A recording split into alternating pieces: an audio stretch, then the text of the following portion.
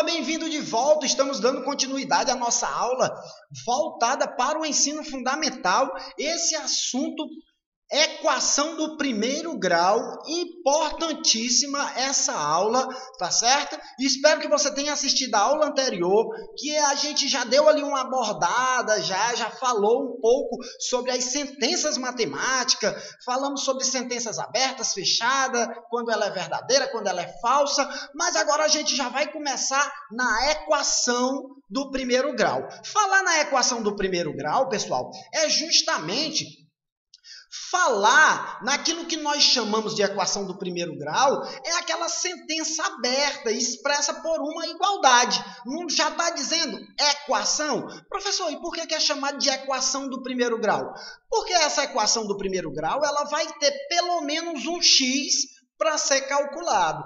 Toda a equação é formada pelos seguintes elementos. Olha, vamos conhecer os elementos dessa equação, tá certo? Por exemplo, nós vamos ter 4 mais 3x igual a 19. Né? Isso aí são os membros da equação. Agora vamos conhecer cada um separadamente. Observe comigo. Olha, nós temos o primeiro membro, e esse primeiro membro é o que está escrito antes do sinal da igualdade. Antes do sinal da igualdade, a gente tem ali todo o primeiro membro da equação. Tá certo? O segundo membro é o que está depois do sinal da igualdade. Então, o que está depois do sinal da igualdade é o segundo membro da equação. Tá certo? A incógnita ou variável é o valor desconhecido, que é o que nós temos que calcular. Aliás, essa equação do primeiro grau, ela só é resolvida após o cálculo dessa variável, dessa incógnita. Tá certo?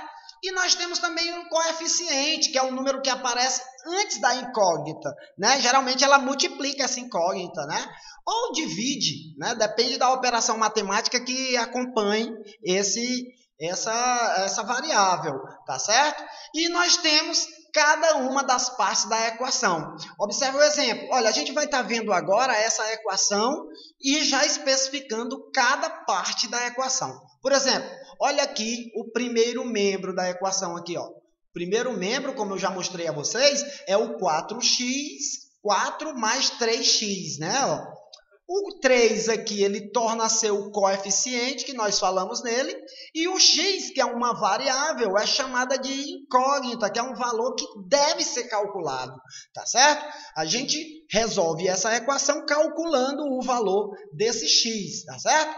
Temos o sinal de igualdade e o segundo membro aqui, ó, o segundo membro, ele fica depois, né, ó, depois do sinal de igualdade, tá certo? Então, fique atento a esses termos aí, que nós temos os termos aí da equação. O 4, o 3x e o 19, tá certo? São os termos dessa equação do primeiro grau, tá bom, pessoal? Espero que vocês estejam atentos. Vamos para frente. Eu voltar aqui agora, a gente vai estar falando já da raiz de uma equação do primeiro grau. Quem são essa raiz? Quem é essa raiz? Quem são essas raízes da equação do primeiro grau? Olha, para você entender melhor, observe a equação que a gente já vem falando nessa equação, né? Olha aí, 4x mais 3, 4 mais 3x igual a 19. 4 mais 3x igual a 19, né? Ó. Note que se substituirmos a incógnita x pelo número 5, nós vamos ter, olha aqui, ó, eu tirei o x, aqui tinha 3x, mas eu substituí o x por um 5. Então fica, o 3 ele está multiplicando o x, né? Como eu troquei o x pelo 5, fica 3 vezes 5, 15. Esse 15 mais 4 igual a 19.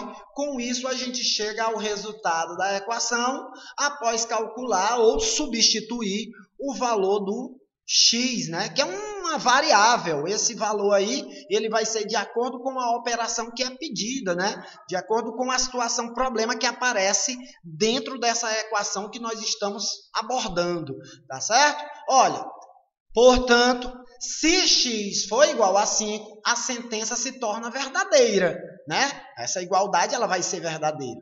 Por isso, 5 é chamado de raiz da equação. Toda vez que a raiz da equação tornar a sentença verdadeira, a gente vai chamar essa variável de raiz da equação, tá bom? Vamos para frente que nós temos exemplos aí já relacionados a esse tipo de cálculo. Olha só esse exercício de fixação. Vamos trabalhar, verifique em quais das equações abaixo o termo, né? Ó, temos x igual a 2 como raiz. Olha, a gente vai fazer esse cálculo e naquela sentença que se tornar verdadeira, após a gente colocar o x igual a 2, a gente vai ter esse 2 como raiz da equação.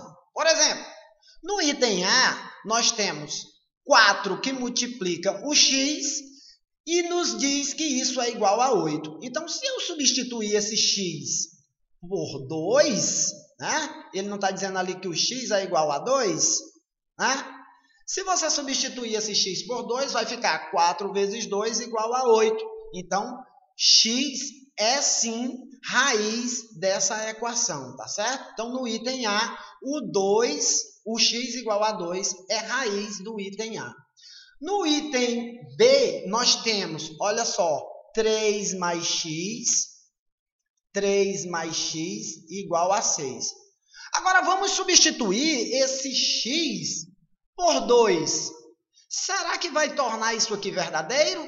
Veja, se você colocar no lugar do x o 2, 3 mais 2 vai ser igual a 5, mas aqui ele está dizendo que é igual a 6. Então, x não será, aqui ó, isso aqui não será raiz desse item B aí. Porque se eu substituir o x pelo 2, que é o valor do x, não vai ser verdadeiro essa sentença.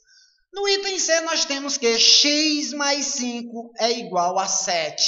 Substituindo o valor do x por 2, nós vamos verificar essa veracidade, né? Ó, essa sentença ela vai se tornar verdadeira. E nós vamos ter que x substituído pelo valor 2 vai ficar 2 mais 5 igual a 7. Com isso, essa sentença se torna verdadeira e o 2 passa a ser raiz dessa equação, tá bom? No item D, nós vamos ter 12 dividido por x, olha aqui o nosso x, 12 dividido por x, está aqui o nosso x, e ele está dizendo que isso é igual a 6. Veja que se você substituir o x pelo 2, vai ficar 12 dividido por 2 igual a 6. Com isso, essa sentença também torna-se a verdadeira também, e isso faz com que o 2 seja a raiz dessa equação, tá bom? Espero que você tenha acompanhado direitinho esses exemplos, que são muito importantes. É o primeiro passo, a gente vai aprofundar esse assunto, e eu espero que vocês estejam atentos. Desde já eu peço que você curta aí o vídeo, deixa um like, se inscreve no canal, deixa suas dúvidas aí no comentário para a gente estar discutindo, para a gente estar sabendo onde você teve dificuldade. E fica aí um forte abraço, acompanhe a próxima aula, esse assunto ele é continuado, nós vamos ter a sequência dessa aula, tá bom? E eu conto com a sua participação, com a sua frequência e com o seu apoio. Desde já um forte abraço, até a próxima aula. Tchau, tchau, até logo.